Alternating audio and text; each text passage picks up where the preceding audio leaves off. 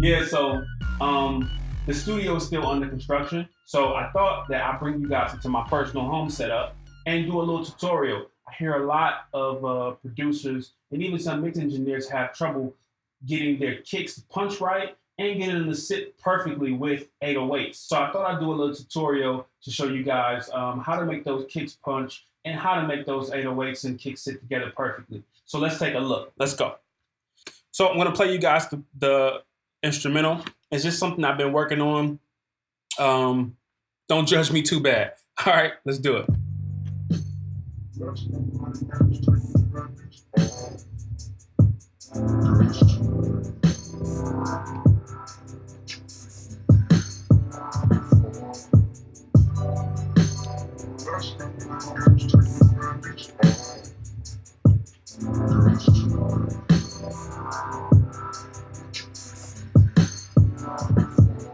Cool, little smooth, urban R&B type of record. The kicks that I've used is this kick here, this one here, snare, hi-hats, and all that. I think the easiest way to make sure that you have smacking drums is sound selection.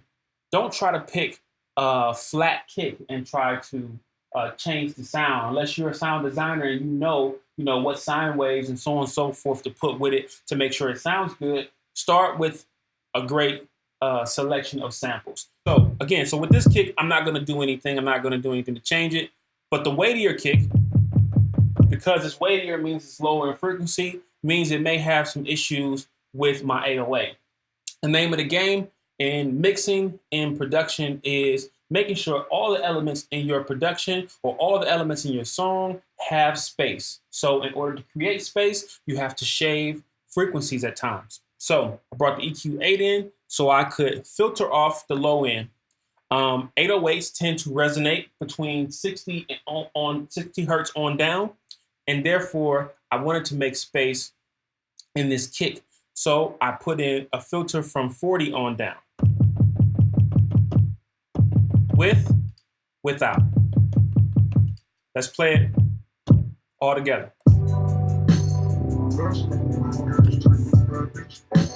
So I want you guys to notice something real quick.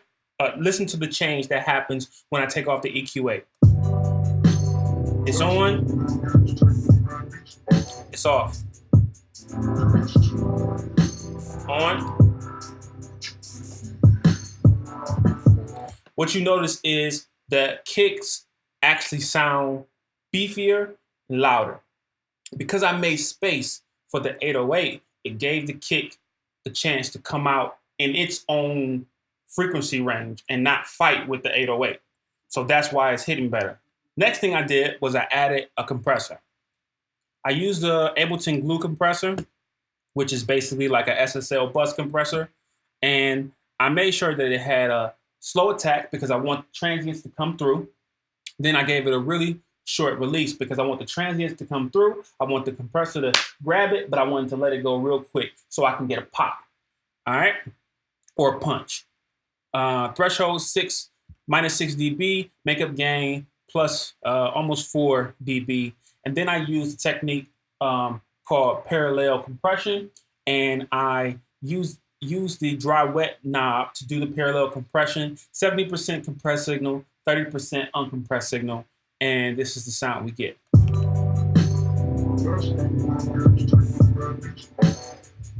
Off.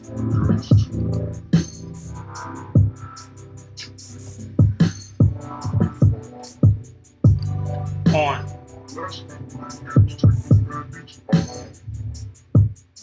Okay, there we go.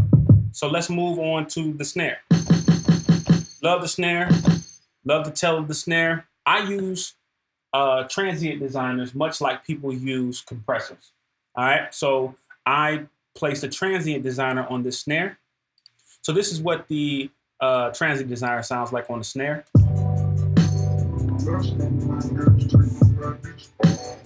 Off.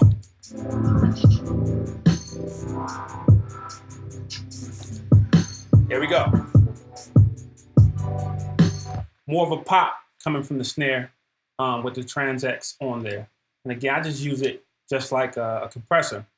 Then I also added a EQ8, and again, making space. Again, make space, make space, make space. So I decided to take off 80 hertz, roll that off, and I gave it a slight boost at around almost 300 hertz of a 1.6 dB, just to give it some more weight.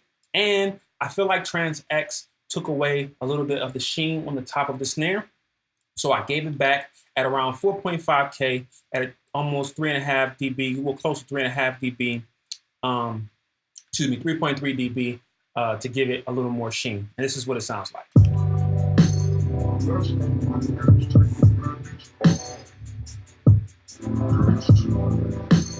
There we go. Without.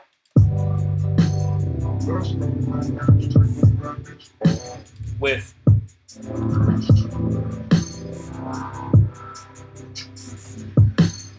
Then I like distortion. Distortion, saturation, anything that works with the harmonics of the sounds. So I've decided to add Ableton's Overdrive, and I've set it to 10%, 29% drive, 10% wet dry, or dry wet, and I've lowered the tone to make the distortion a little darker to add a little crunch to the snare. This is what it sounds like.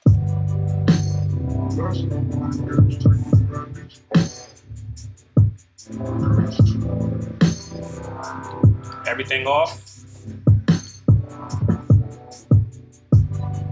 See, the snare kind of disappears.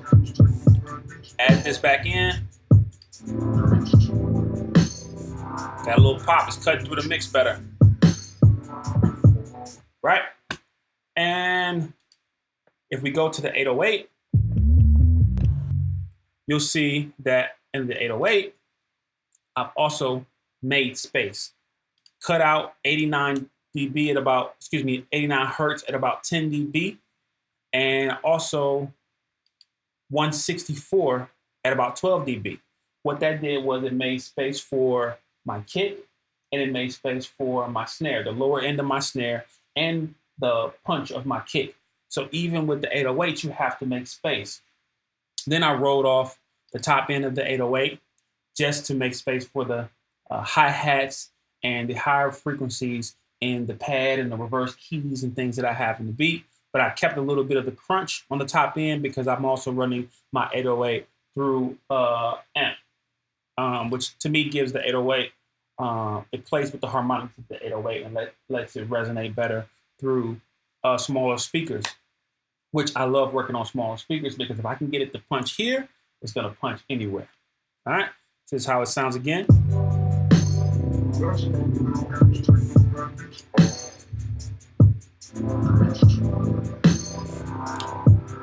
Last thing you can do to your drums, in Ableton I use a drum rack for my drums, but another thing I do is I can add, it's almost like bussing, so I can add bus compression, EQ, and everything to my drum rack. What you do is you get your favorite saturation plugin, tube, emulation plugin, whatever it may be. In Ableton, they have one called Dynamic Tube. I added about 4.5 dB of drive, and I took down the output almost a dB and a half. Let's add some saturation, off, on. Now when it's on, it comes down. So what I'm gonna do is I'm gonna add a compressor. Again, Ableton's glue compressor. This time I want a quick attack and an even quicker release. And I'm setting at a 4.1. And almost 5 dB of makeup gain, 13, almost 14, negative 14 on the threshold. And I'm still using the parallel compression technique, and I'm adding 50% compressed signal, 51% compressed signal and 49% uncompressed signal. And this is what it sounds like. It's just about a dB, 2 dB of the reduction. Off.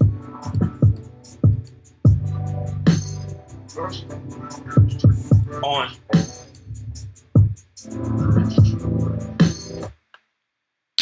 And there you have it. You got to remember to make sure that you level Make sure that you make space. And really, most of all, use your ears. It's all about using your ears. There's a few techniques that you can use, but at the end of the day, it's about using your ears, using your creativity. I think we got something good. So I appreciate you guys. I hope this tutorial was good, helpful for any producers, any mix engineers. If you guys have some ideas that you or things you want me to do a tutorial about, feel free to leave a comment below. Get in contact with me, and I'll definitely make sure I do that. Got a full day, so let me get back to it.